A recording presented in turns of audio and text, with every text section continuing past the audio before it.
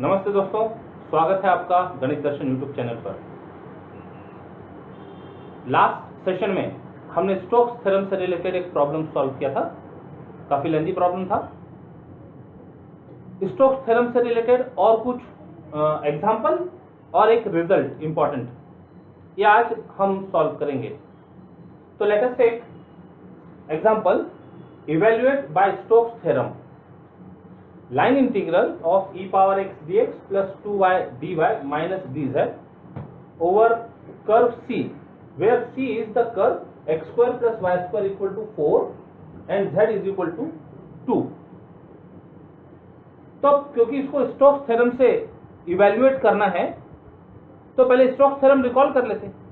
तो by Stokes theorem we know that line integral along closed curve C of a dot dr is equal to double integral of or surface integral of curve a dot n cap ds over surface S।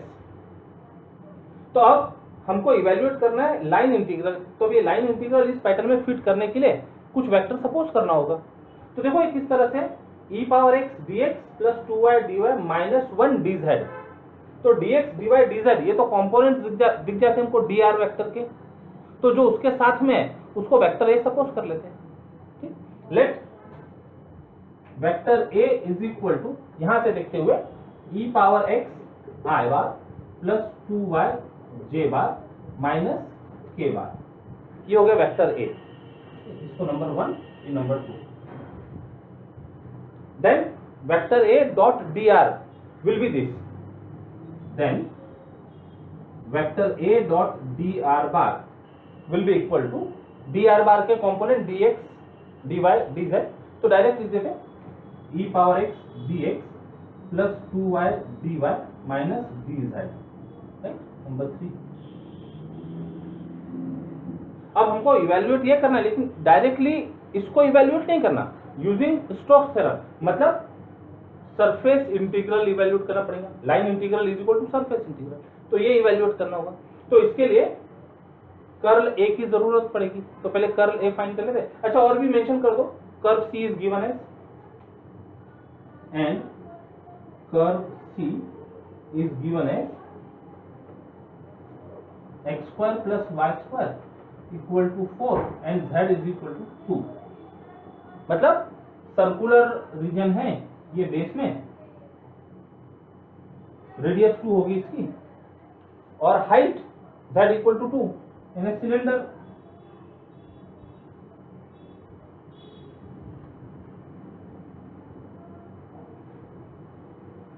x axis y axis पर circle है with radius 2, ये z axis है।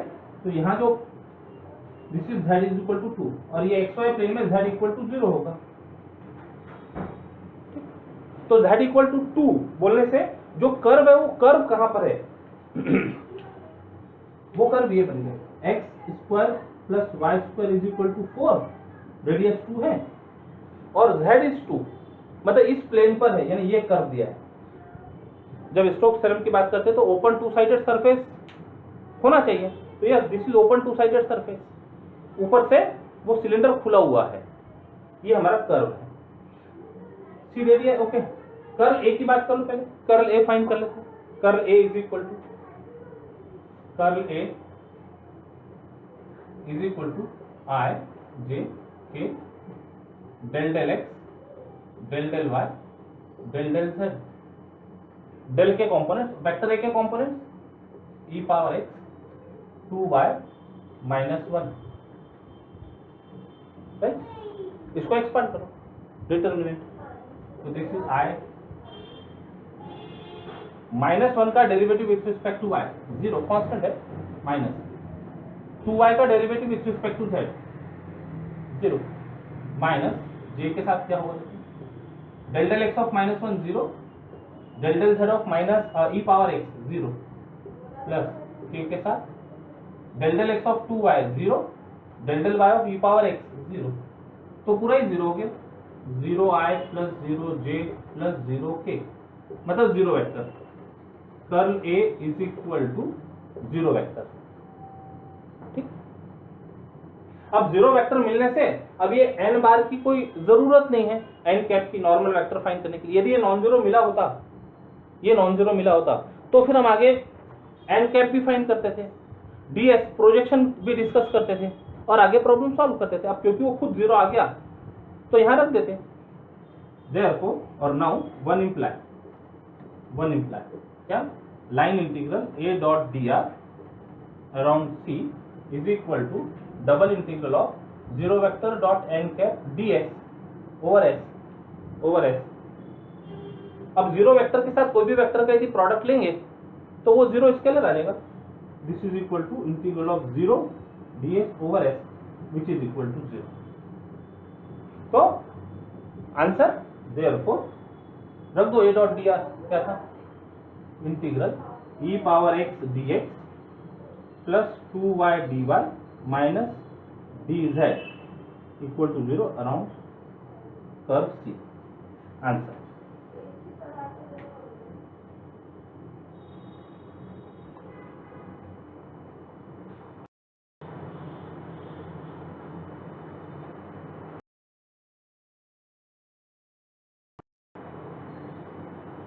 prove that a necessary and sufficient condition that line integral a dot dr around closed curve C is zero for every closed curve C is that curl A is zero vector identically। Identity का मतलब वो अपने आप से direct zero हो रहा है। जैसे इसके पहले हमने प्रॉब्लम सॉल्व किया, वहां कर्ल ए जीरो वेक्टर आ रहा था, तो कर्ल ए जीरो आने से लाइन इंटीग्रल जीरो हो गया। तो वो एक पर्टिकुलर प्रॉब्लम हो गया, ये एक जनरल रिजल्ट होगा। इसको हम थ्योरम के फॉर्म में भी कह सकते हैं कि this is a standard result. Prove करते हैं। Prove line integral along closed curve की बात हो रही है, दो पार्ट प्रूव करने, नेसेसरी एंड सफिशिएंट कंडीशन। तो फर्स्ट पार्ट डायरेक्ट पार्ट, हाँ नेसेसरी कंडीशन भी कहते हैं उसको। फर्स्ट पार्ट वन, उसके लिए given line integral a dot dr equal to zero around close curve for every close curve C, for every closed curve C। This is data given. Claim prove करना है curl A is zero vector identically. Identity मतलब direct zero vector मिल जाए, वो मतलब उसका zero होना कोई value पर, कोई पॉइंट पर डिपेंड ना करे, अपने आप से जीरो हो जाए। यदि मान लो कुछ एक्स वाई जेड में यदि मान लो कर्ल ए आता होगा और फिर ऐसा कोई पॉइंट एक्स वाई जेड जिस पर कर्ल ए जीरो होता होगा, तो वो आइडेंटिकली जीरो नहीं कहलाएगा। ठीक है, आइडेंटिकली जीरो मतलब suppose f of x is equal to zero, this is identically zero function. और f of x is equal to मान लो हमने एक्स माइनस वन लिखा, तो this will be zero depending on value of x. If x is one then this will be zero. तो this is not identically zero function. Identically zero मतलब अपने आप से वो डायरेक्ट जीरो हो जाए। ठीक है, तो ये हमको प्रूव करना है कि curl A is zero vector identically. तो इसको प्रूव करने के लिए we use contradiction method. On the contrary we assume that curl A is not equal to zero vector. ठीक है, तो जब curl A is not equal to zero vector है तो इसका मतलब कोई तो भी एक पॉइंट पर होना चाहिए, at some point P on surface S, ऐसा सपोज कर सकते हैं। जब नॉट इक्वल टू जीरो है मतलब कोई तो भी एक पॉइंट ऐसा मिल रहा होगा सरफेस पर जिसको यदि हम कर्ल में पुट करें तो it is not equal to zero. Okay, अब जब हम रिजल्ट की बात करते थे, स्टोक्स थ्योरम की बात करते थे, तो जो वेक्टर ए कंसीडर करते थे वो कंटिन्यूअसली डिफरेंशिएबल फंक्शन हुआ करता था। तो कंटिन्यूअसली डिफरेंशिएबल फंक्शन की कंडीशन यहां लगाते थे, as vector A is continuously, अभी सब बैकग्राउंड में होगी ये सब चीजें, कंटिन्यूअसली डिफरेंशिएबल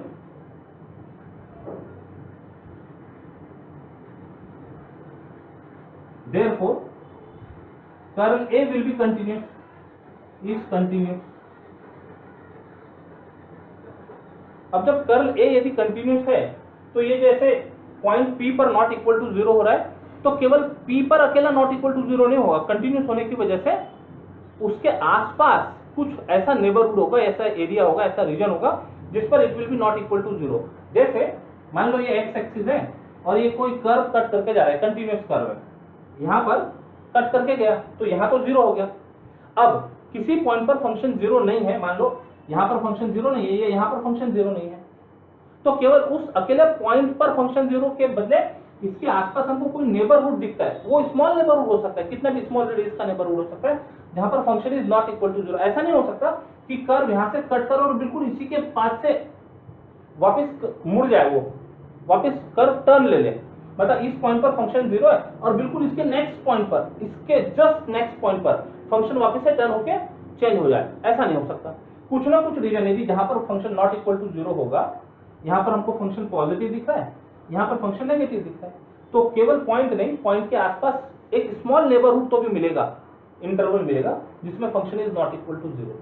तो ये जो कंटिन्यूटी की प्रॉपर्टी है, ये कंटिन्यूटी की प्रॉपर्टी यहाँ पर भी अप्लाई होगी। तो therefore since this is continuous, तो दिस इंप्लाई देयर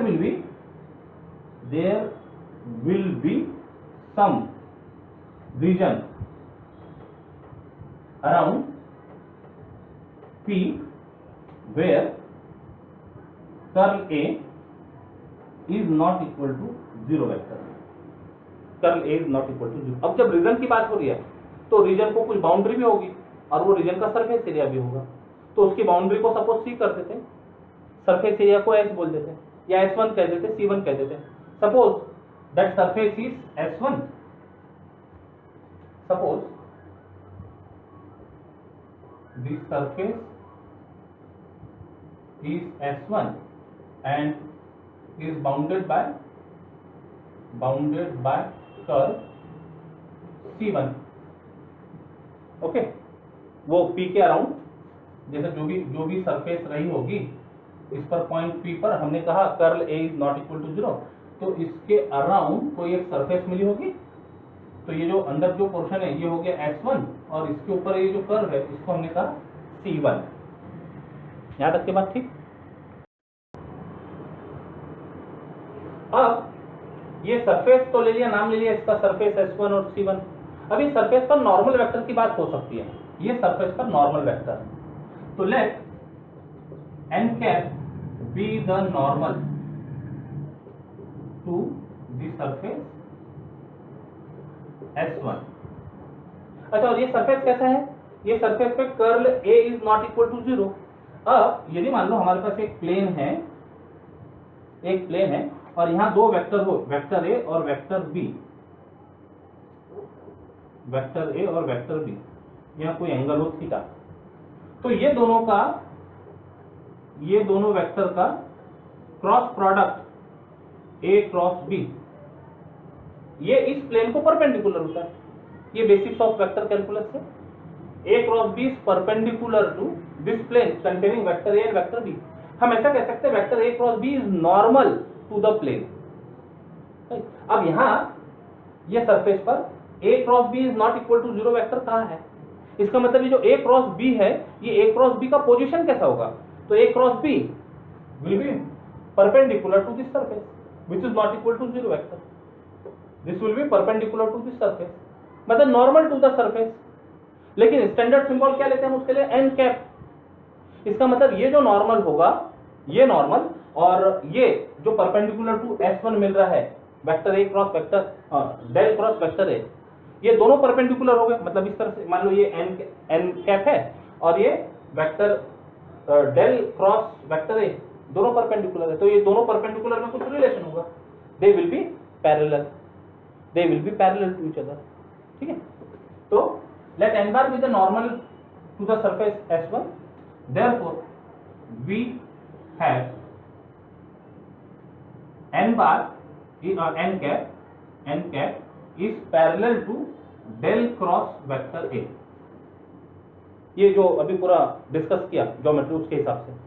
अब पैरेलल है तो दो वेक्टर यदि पैरेलल है तो एक को हम दूसरे के स्केलर मल्टीपल में एक्सप्रेस कर सकते हैं, तो देयरफॉर इसको एक्सप्रेस कर लेते हैं, del cross A is equal to alpha N cap, where alpha is some positive scalar, constant बोल सकते हैं, some positive constant not equal to 0 and, जैसे ये एक लाइन है और ये दूसरी लाइन है, दोनों यदि पैरेलल है, मान लो इसका यूनिट 3 है और इसका यूनिट 15 है, तो एक को दूसरे के टर्म में एक्सप्रेस किया जा सकता है। 15 is 1, 15 is equal to 5 times 3, एक को दूसरे के टर्म में मल्टीप्लाई किया। अच्छा, 3 को यदि एक्सप्रेस करते तो 3 इज इक्वल टू 1/5 टाइम्स 15, एक वेक्टर को दूसरे के स्केलर मल्टीपल में एक्सप्रेस कर सकते हैं, and that scalar must be positive scalar, ठीक। अब ये मिल गया हमारे पास curl A is equal to alpha N cap है। स्टोक्स थ्योरम यूज करते हैं,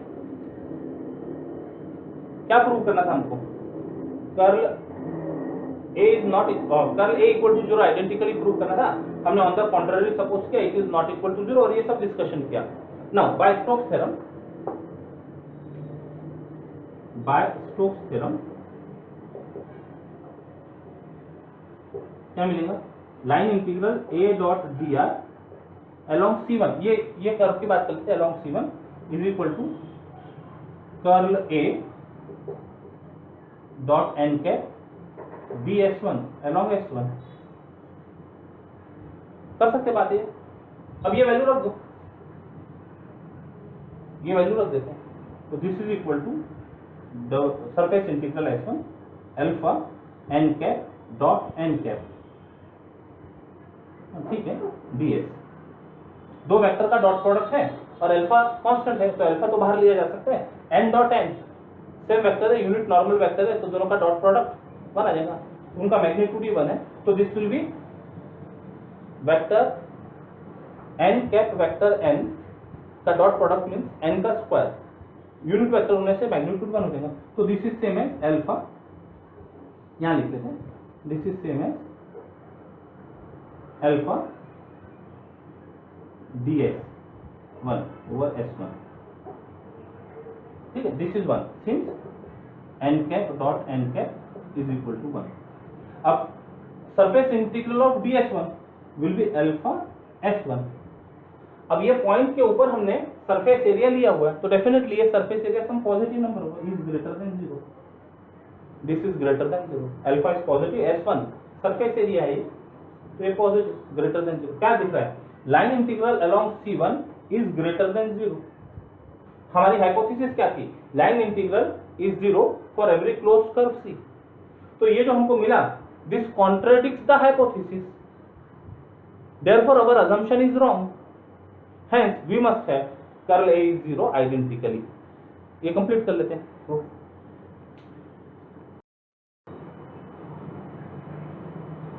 तो thus line integral a dot d r along C1 is greater than 0, ये मिल गया हमको, which contradicts the hypothesis, which contradicts the hypothesis, ये given data को कॉन्ट्राडिक्ट कर रहा है, line integral around every closed curve C is 0, यहाँ पॉजिटिव दिख रहा है, तो ये कॉन्ट्राडिक्शन क्यों अराइज हुआ, हमने कुछ गलत अज्यूम किया होगा, therefore our assumption is wrong,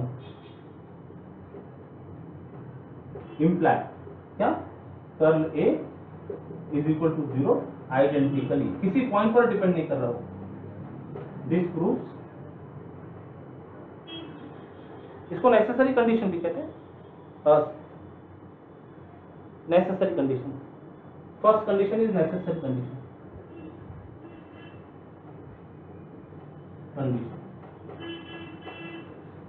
part 1 हो गया, पार्ट 2 देखते हैं।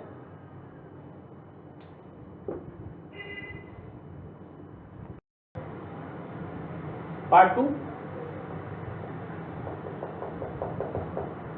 टू के लिए given,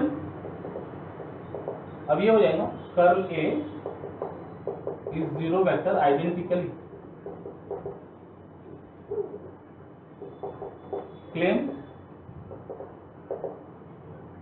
line integral a dot dr along C is 0 for every closed curve C. Closed curve C. अब देखो इंफॉर्मेशन दी है curl A is equal to 0 और प्रूव करना है line integral.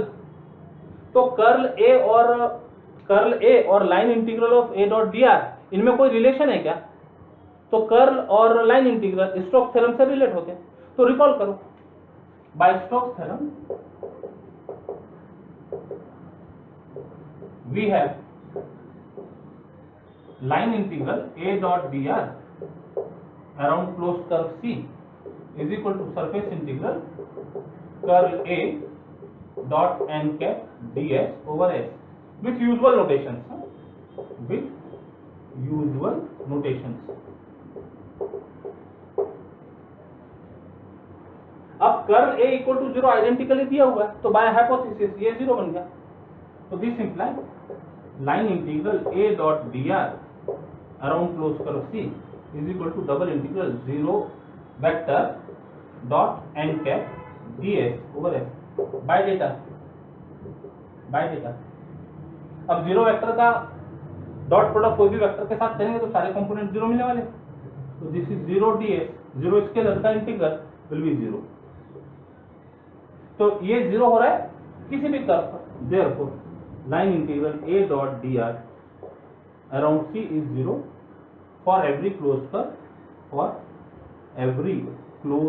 curve, C. This proves sufficient condition.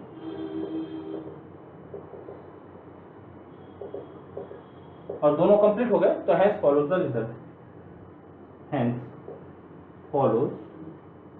the result.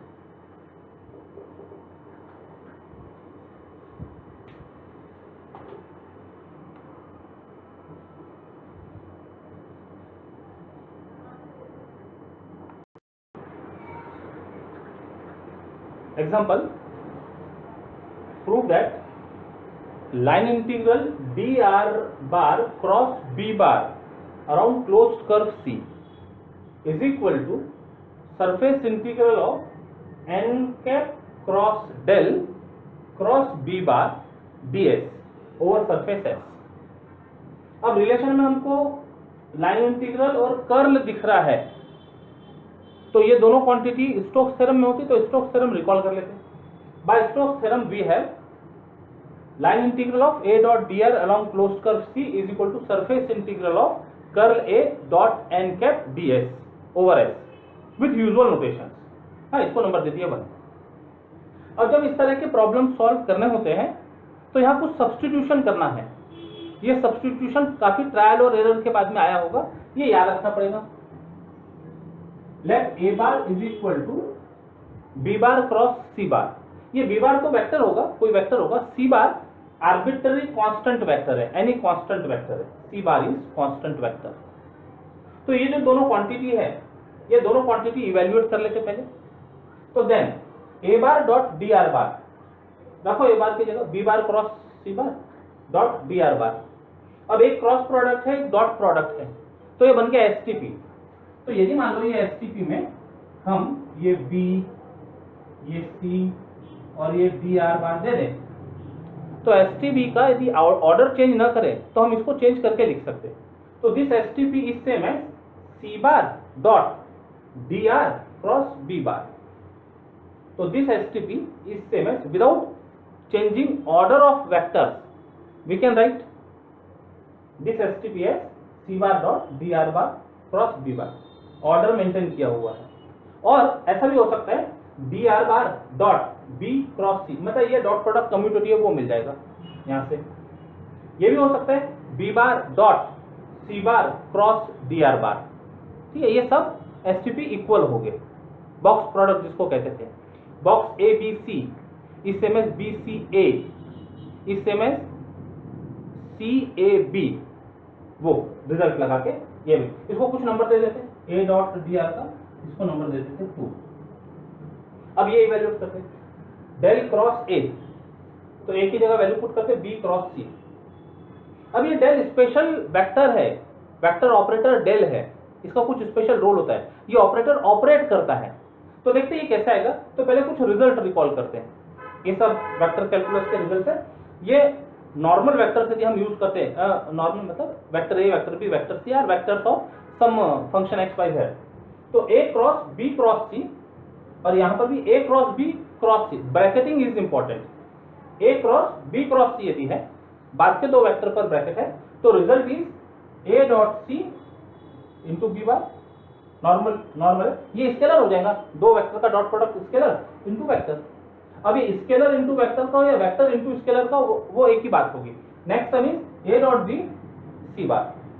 तो इसका result इस पैटर्न से A dot C B bar minus A dot B C bar, ये याद रखने होंगे सब रिजल्ट। और यदि ब्रैकेट फर्स्ट टू वेक्टर्स पे हो, vector A cross vector B cross C, तो फर्स्ट टर्म तो सेम दिखती है, A dot C B bar is equal to B dot C A bar. ये रिजल्ट याद रखने पड़ेंगे।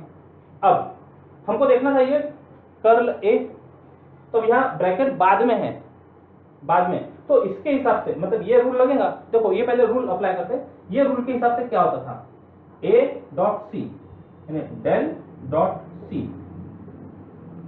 बी माइनस फिर ए डॉट बी सी, मतलब a dot B del dot B और सी, ऐसा होता था।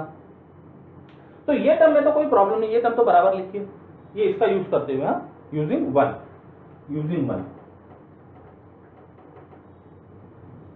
ये टर्म तो बराबर है। यहां क्या हो रहा है, डेल डॉट सी, अब सी कांस्टेंट वेक्टर है, कांस्टेंट वेक्टर मतलब उसके कंपोनेंट्स भी कांस्टेंट रहे होंगे, और डेल के साथ जब सी का डॉट प्रोडक्ट होगा तो del del x operating on some constant component, del del y del del z सब कांस्टेंट कंपोनेंट में ऑपरेट करने के बाद में जीरो बन जाएगा। तो ये तो सब कुछ वैनिश हो जाएगा। तो जब वेक्टर ये स्पेशल कैरेक्टर का होता है, डेल का होता है, तो वो ऑपरेटर ऑपरेट करेगा, ऐसा वहां पर एडजस्टमेंट करना होता है। यदि मान लो आपने कभी कर्ल का डेफिनेशन वो डिटर्मिनेंट एक्सपांड किया होगा, तो हम उसको ऑर्डिनरी मल्टीप्लिकेशन नहीं समझते, del del x operating on the function. तो ये कंसेप्ट की वजह से ये जो डेल डॉट सी है, रूल में तो रूल के हिसाब से ये रूल में यदि वेक्टर होते ए बी सी, डेल छोड़कर स्पेशल जो ऑपरेटर ये छोड़कर, तो रूल इसी तरह से अप्लाई होता था। लेकिन ये स्पेशल कैरेक्टर का वेक्टर है डेल, वेक्टर ऑपरेटर डेल है, डिफरेंशियल ऑपरेटर डेल है, तो this is c dot del. अब ये जो डेल है वो उसके बाद में जो वेक्टर है उस पर ऑपरेट होते दिखेगा। तो this is very important point, note this. ये कहां से आया, यूजिंग वन। इसका तो कोई प्रॉब्लम नहीं, ये तो सब सही दिखता है। ये जो पार्ट था डेल डॉट बी, इसके अकॉर्डिंगली इसमें चेंजेस होके वेक्टर ऑपरेटर डेल बाद में रखा गया ताकि वो उसके बाद वाले वेक्टर पर ऑपरेट हो सके। वेरी इंपॉर्टेंट पॉइंट, ठीक। ये केवल आपके समझने के लिए, ये समझने के लिए, दिस इज करेक्ट, समझने के लिए आसान रहेगा। आप अप्लाई करें, ऐसा दिखेगा, लेकिन ऑपरेटर डेल सी के साथ ऑपरेट होगा तो जीरो बन जाएगा, कुछ काम का नहीं, उसको बदल देना, याद रखने के लिए आसान होगा। ठीक है, इसको नंबर दे देते 3। अब ये दोनों 2 और 3 हम 1 में रख देते हैं। तो now 1 becomes line integral A dot d are, ये फाइंड किया हुआ है, तो बाय 2 वैल्यू आ गई, और कर्ल ए की वैल्यू 3 में फाइंड किया हुआ है, तो ये ब्रैकेट में वैल्यू रखी डॉट एन बार। कहां से आया ये, बाय 2 and 3 वैल्यू रखी। अब इसको सिंप्लीफाई करते हैं। अच्छा एक चीज और समझ लेते हैं, आगे जब करेंगे तो ये कांस्टेंट हो गया, तो जैसे हम इंटीग्रेशन के बाहर कांस्टेंट ले सकते हैं, वैसे जब वेक्टर इंटीग्रेशन की बात हो रही है तो ये कांस्टेंट इंटीग्रेशन के बाहर हो सकता है विद डॉट प्रोडक्ट के साथ। ठीक है, ये बाद में लास्ट स्टेप में कर लेंगे हम। यहाँ देखते हैं, तो एन कैप इसके साथ में भी आएगा, एन कैप इसके साथ में भी आएगा, तो दो अलग अलग इंटीग्रल बन गए। ये पूरी टर्म के साथ ये एन कैप डीएक्स चाहिए, यहाँ पर डीएक्स माइनस पहला इंटीग्रल, दूसरा इंटीग्रल ये टर्म के साथ डेल डॉट बी बार सी बार के साथ एन कैप, दो अलग अलग इंटीग्रल हो गए। अब यहां कांस्टेंट है, ये कांस्टेंट बाहर del of b dot n, ये सब रिजल्ट से होता है, ये स्टेप जरा याद रखना होगा, del of b dot n d x. Here ये सब एडजस्टमेंट, सब जो भी रिजल्ट है, प्रॉपर्टीज है, C bar of N cap del dot B. Del operate होगा क्वांटिटी पर, डेल ऑपरेट होगा, डेल स्केलर क्वांटिटी पर ऑपरेट होकर देखिएगा, दो वेक्टर का डॉट प्रोडक्ट स्केलर आएगा तो डेल ऑपरेट हुआ, ये बन गया ग्रेडियंट। यहाँ डेल वेक्टर के साथ ऑपरेट होके ये वेक्टर डेल वेक्टर के साथ ऑपरेट होके स्केलर क्वांटिटी मिल जाएगा, स्केलर के साथ वेक्टर का प्रोडक्ट, यानी स्केलर मल्टीप्लिकेशन जैसे। अब दोनों में सी बार डॉट एडजस्ट कर लिया गया। This is very important after result. तो C bar dot common surface integral, अंदर टर्म आ गई del B dot N cap minus N cap into del dot B. अब ये जो टर्म है, ये टर्म किसके समान है? ये term del B dot c, ये जो रिजल्ट प्रूव करना था उसके समान फिट होती है क्या?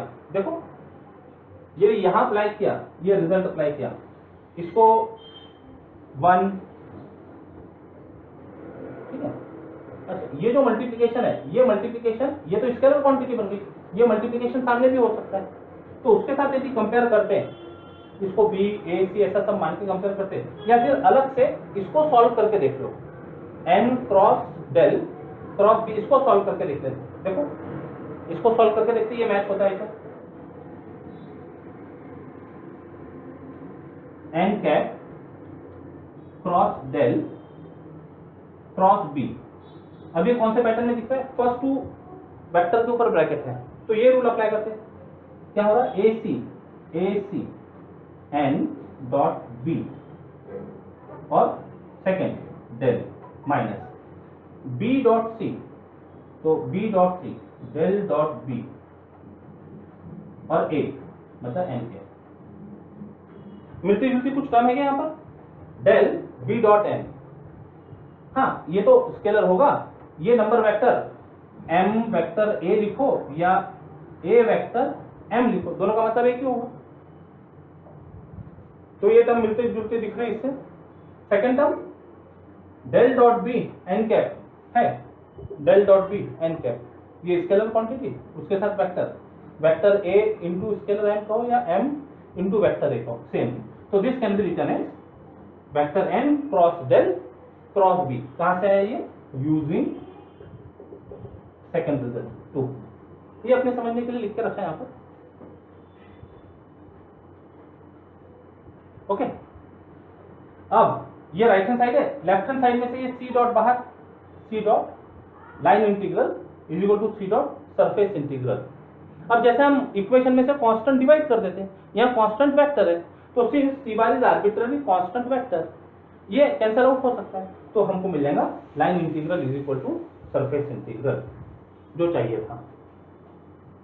Hence proved. तो इसके साथ स्टोक्स थ्योरम ये टॉपिक कंप्लीट होता है। ये छोटे छोटे से रिजल्ट्स हैं और एग्जांपल हमने सॉल्व किए ही, वेरीफाई स्टोक्स थ्योरम के प्रॉब्लम सॉल्व किए, evaluate by using Stokes theorem, ऐसे भी क्वेश्चंस वहां फ्रेम किए जा सकते हैं, तो प्रैक्टिस कीजिएगा। नेक्स्ट सेशन में नेक्स्ट टॉपिक के साथ मिलेंगे। Till then take care, bye bye, जय गणित।